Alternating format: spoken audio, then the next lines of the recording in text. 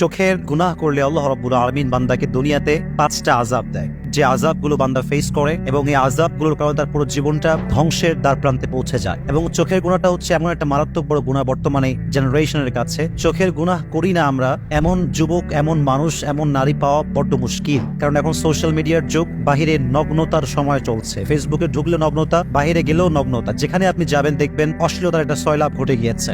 যদি আপনি চোখের গুনাহ করেন, like you watch pornography and you watch blue films or Hindi cinema, আপনি চোখের গুনাহ করছেন, চোখের পাপ করছেন। আপনি যদি ব্লু ফিল্ম দেখেন, অশ্লীল ভিডিও দেখেন, খারাপ কোনো বাজে জিনিস দেখেন যেটা ইসলাম নিষেধ করেছে, আপনার জীবনের সর্বপ্রথম যে আযাব আপনি ফেস করবেন সেটা হচ্ছে there will be no barakah in your রিজিক। আপনার জীবনের যে রিজিক আছে, আয়ের যে বরকত আছে, যে সোর্স আছে, এখানে আপনি বরকত খুঁজে পাবেন না। মনে রাখবেন, বরকত মানে হচ্ছে টাকা আমার ইনকাম কম হতে পারে, বাট এটা লং লাস্ট হবে, এটার একটা বরকত থাকবে, এটার একটা সৌন্দর্য থাকবে। অনেকে দেখবেন 10 লাখ টাকা ইনকাম করে, বাট 10 দিনে শেষ হয়ে যায়। অনেকে 10,000 টাকা ইনকাম করে, বাট মাস শেষে সেভিং থাকে, সেভিংস করতে পারে তারা। তাহলে বোঝা গেল 10 লাখ টাকা যদি বরকত না থাকে তার কোনো দাম নাই, বাট 10,000 টাকা যদি বরকত থাকে এটার দাম আছে না নাই?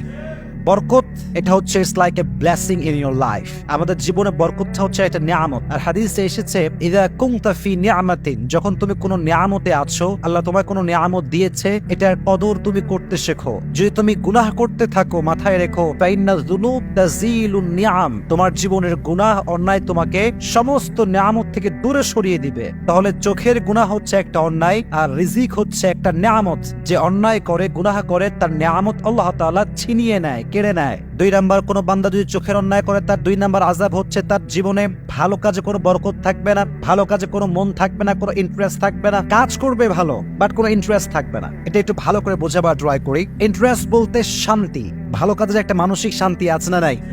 আচ্ছা, মনে করেন আপনার বয়স যখন মাত্র 7-8, তখন দেখবেন, খেয়াল করবেন যে বাচ্চারা খুব দৌড়ে দৌড়ে মক্তবে যায়, সিবারা পড়তে চায়, আলিফ বাতা খুব শখ করে পড়ে, সূরা মুখস্থ করলে সবাইকে শোনায় বেড়ায়। কারণ তার জীবনে কোনো গুনাহ আজ পর্যন্ত সে করে নাই, তাই তার ভালো কাজে একটা মনোযোগ আছে। এই যে ছোট্ট বাচ্চারা হাফেজ হয়ে যায় অল্প বয়সে, কেন? তাদের ভেতরে একটা কাজের শান্তি আছে, আল্লাহ নিয়ামতটা দিয়েছে। কেন? সে এখনো চোখের গুনাহ বোঝে না, হাতের গুনাহ বোঝে না, কোনো গুনাহ সে বোঝে না, তাই তার ভালো কাজে একটা বরকত আছে না নাই?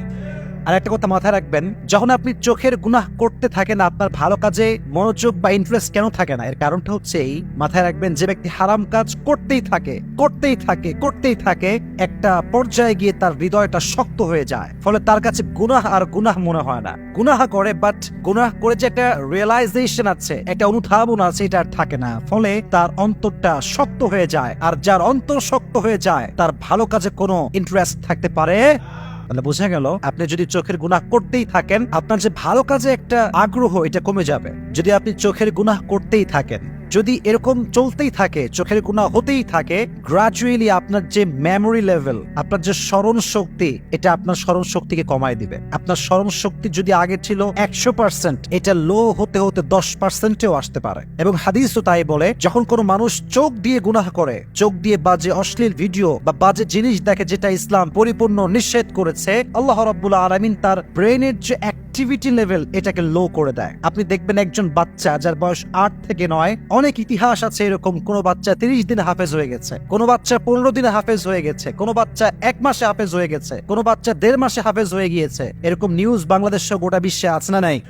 কারণ তার চোখের গুনাহ নাই, তার ব্রেনের অ্যাক্টিভিটি লেভেল হচ্ছে খুবই হাই, সে একবার পড়লেই মুখস্থ হয়ে যায়। দেখবেন যাদের বয়স বাড়তে শুরু করে, গুনাহ বাড়তে শুরু করে, আর যত গুনাহ বাড়তে শুরু করে, দেখবেন স্মরণ শক্তি কমে আসে। অনেকে বলে, হুজুর আমি পড়ি, বাট মনে থাকে না। হলে যাওয়ার আগে অনেক পড়েছি, এক্সাম হলে যাওয়ার আগে, বাট হলে গিয়ে ভুলে গেছি। কেন ভুলে গেছে? ইটস বিকজ চোখের গুনাহ। চোখের গুনাহ যে যত বেশি করে, তার ব্রেন শক্তি তত বেশি কমে আসে। আল্লাহ রাব্বুল আলামিন সবাইকে চোখের গুনাহ থেকে হেফাজত করুক, সকলেই পড়না আমিন।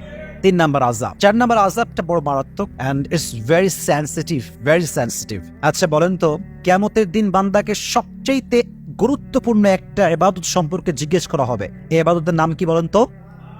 বলেন নাকি? নামাজ। Everyone will be asked about salah. The first question will be about our salah. প্রথম প্রশ্ন হবে, have you performed the salah? নামাজ কি ঠিকঠাক পড়েছো? This will be the first question in the day of judgment. কিয়ামতের কঠিন ময়দানে প্রথম কোয়েশ্চেন বা প্রথম প্রশ্ন হবে নামাজ সম্পর্কে। হাদিসে এসেছে যে ব্যক্তি চোখের গুনাহ করতেই থাকে, আল্লাহ রাব্বুল আলামিন তার নামাজে যে মনোযোগটা ছিল এই নামাজে মনোযোগটা কেড়ে নেয়। নামাজে আর তার কোনো মনোযোগ থাকে না। আস্তে আস্তে তার নামাজটা মিনিংলেস নামাজ হয়ে যায়। কেমন মিনিংলেস? নামাজ পড়ছে এইখানে, মন আছে বিদেশে, মন আছে পার্কে, মন আছে আর এক জায়গায়, এরকম হয় না? দেহ আছে এখানে, মন আছে আর এক জায়গায়। এর কারণ হচ্ছে চোখের গুনাহ করলে নামাজের ভেতরে যে কনসেন্ট্রেশনটা এটা অটোমেটিক্যালি উঠে যায়। এজন্য যারা বলেন যে হুজুর নামাজে মন নাই, I can not concentrate in my সালাহ, একটু চেক করেন নিজেকে যে আপনি কি চোখের গুনাহের সঙ্গে জড়িত আছেন কিনা। যার চোখের গুনাহ যত বেশি, নামাজের সঙ্গে তার কানেক্টিভিটি তত বেশি কম। 5 নম্বরটা হচ্ছে সবচেয়ে বড় মারাত্মক। 4টা বলেছি, অবশ্যই এটা ক্ষতিকর, অনেক বড় আযাব। 5 নম্বরটা আরো বিশাল বিশাল বড় আযাব। আযাবটা হচ্ছে যেই বান্দা চোখের গুনাহ করে, চোখের অন্যায় করে, চোখ দিয়ে ব্লু ফিল্ম দেখে, অশ্লীল ভিডিও দেখে, আল্লাহর হাবিব বলেছেন চোখের গুনাহ যে করে মৃত্যুর সময় তার জবানে কালেমা নসিব হবে না। বলেন নাউজুবিল্লাহ। কালেমা নসিব হবে না, তার জবান দিয়ে কালেমা বের হবে না। সে যতই ট্রাই করুক না কেন, তার জবানে কালেমা আটকে যাবে, সে কালেমা পড়তে পারবে না। ইটস বিকজ চোখের গুনাহ। চোখের গুনাহ আপনার কালেমাকে কেড়ে নিবে। আপনার মৃত্যুর সময় ইমানি হালাতকে কেড়ে নেওয়ার শক্তি এই চোখের গুনার ভেতরে আছে। খবরদার, খুবই স্বাভাবিক এবং খুবই এ বিষয়ে আমাদেরকে মাথায় রাখতে হবে যে মৃত্যুর সময় যদি জবানে কালেমা নসিব না হয়, এটাকে আমরা স্বাভাবিক ভাববো এই হিসেবে যে সে চোখের গুনাহ করেছে, তাই তার এই আযাবটা আল্লাহ রাব্বুল আলামিন তাকে দিয়েছে। এজন্য প্রিয় ভাইরা, যতই অন্যায় আমরা করি না কেন, তওবা তো অবশ্যই করব এবং ট্রাই করব যেন চোখের গুনাহ থেকে বাঁচা যায়। পাশাপাশি এটা থেকে বাঁচার জন্য কিছু টিপস আমি আপনাদেরকে দিব। যদি আপনার ফেসবুকে কানেক্টিভিটি খুব বেশি থাকে, চেষ্টা করবেন যত বাজে অ্যাড আছে এগুলোকে বন্ধ করা যায় কেমন করে, 1 নাম্বার। 2 নাম্বার হচ্ছে কোনো সিনেমার কোনো পেজ বা সং এর কোনো পেজ বা অশ্লীল ভিডিও আপ দেয় এরকম কোনো পেজে লাইক দেওয়া যাবে না, কমেন্ট করা যাবে না, ফলো করাও।